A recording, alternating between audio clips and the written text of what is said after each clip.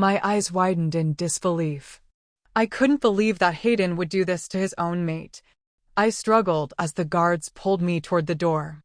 Once outside, they pushed down my shoulders. As a future alpha, my strength was not ordinary. I could withstand their forces and kept standing upright. Hayden was looking at me with cold eyes and not saying anything. Seeing that the guards could not make me kneel, he came to us and kicked the back of my knees. I was shocked and wasn't prepared for it. My knees buckled under me, and he successfully made me kneel on the ground with his kick. "Kneel here and think of what you have done," he said coldly before telling the guards to ensure I kept kneeling. He then turned around and entered the house once again, slamming the door shut behind him. The guards kept their hands on my shoulders, pushing me down and disabling me to stand up. This was the first time in my life I felt so humiliated, and the one who humiliated me was my own mate. I felt rage course through every nerve of my body. I couldn't believe my mate was so heartless. "Fucking bastard," Lexi cursed. I agreed with her. Hayden was a fucking bastard. The wind blowing strongly around me didn't help. I felt so cold that my body shivered until my teeth chattered. I hadn't changed from my wet clothes, and my wounds hadn't been cleaned and bandaged. After Goddess knew how many hours of kneeling, Hayden finally came out. "Hayden, I still had hopes that he would listen to me, but his next words wiped away all my hopes. Have you thought about what you have done? Are you ready to apologize to Sophia?" He cut off my words coldly. "Hayden, is this how you treat your mate?" I asked through gritted teeth. "Mate," he laughed. "Do you think I care about you being my mate? For me, a mate is just a stepping stone to become stronger.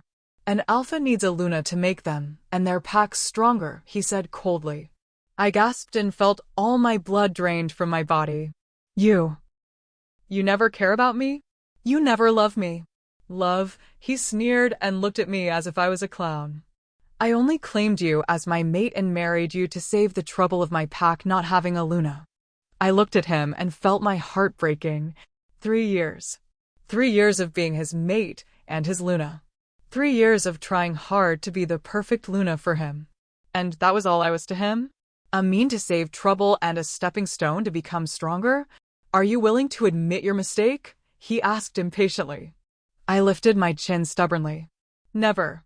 "Then kneel until you admit your mistake," he spat and turned back to go into the house again. Alpha. Suddenly Beta Noah appeared. "Sophia is awake, and she's been crying nonstop." "What? Has the doctor seen her yet?" Hayden asked anxiously.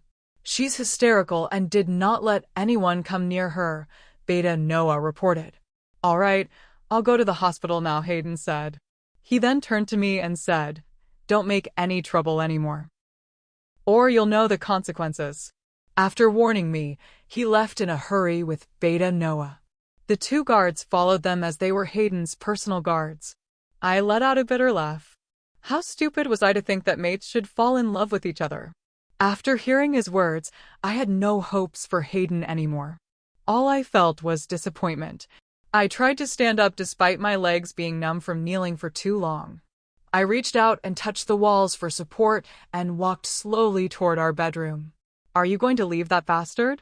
Lexi asked as I was changing my clothes. "Yes. Is it okay with you?" I asked her. I knew severing the mate bond hurt so much for me, but especially for Lexi. I didn't know how it'd affect Lexi.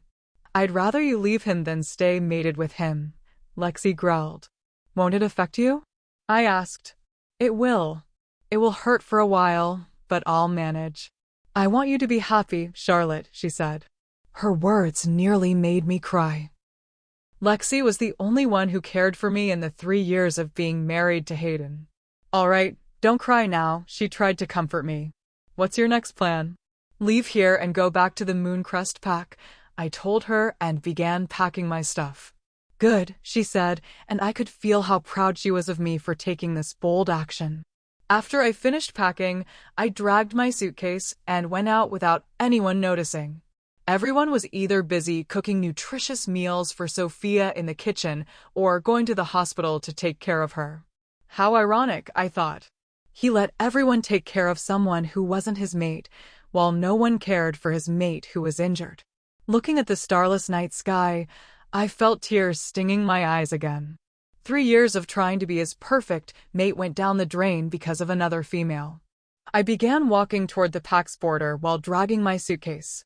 The wind began to howl, and I shivered again because of the cold. "Charlotte, don't you want to go to the hospital to get your wounds treated first?" Lexi asked anxiously. "And meet those bitches?" "No, thank you," I answered, and Lexi stopped talking. The more I walked, the weaker I felt. My breathing became heavier, my wounds began to throb, and I felt my vision begin to blur.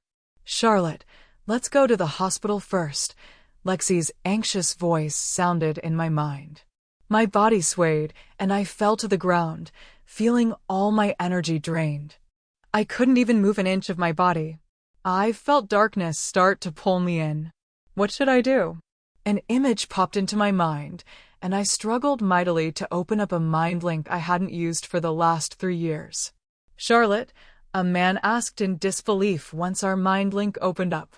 "Leo, help me. Pick me up at the Red Claw Pax border," I said with much difficulty before succumbing to the darkness. Please download Novels Ago and search the code in the upper left corner to continue reading.